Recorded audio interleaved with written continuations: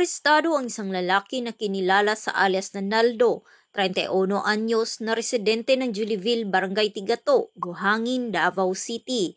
Sa PNP Task Force Checkpoint sa Likanan Lasang, Davao City, bandang alas 6:30 ng umaga noong Setyembre 17 taong kasalukuyan. Sa isinagawang operasyon ng Bunawan Police Station, katuwang ang 2nd City Mobile Force Company, na-recover mula sa suspect ang isang pakete ng hinihinalang shabu na may tinatayang halaga ng 2,100.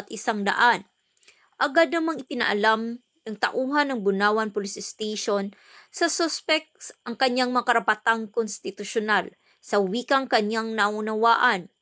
Kasunod nito, dinala siya sa Bunawan Police Station para sa kaukulang legal na proseso at pagsasampa ng kasong paglabag sa Republic Act 9165 o Comprehensive Dangerous Drugs Act of 2002.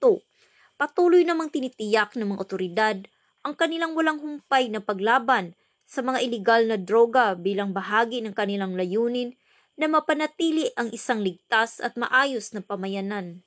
Mula dito sa Police Regional Office 11, ako ang inyong PNN correspondent, Patrolwoman June Mary Joy Rupin, alagad ng batas, taga-taguyod ng Balitang Pulis.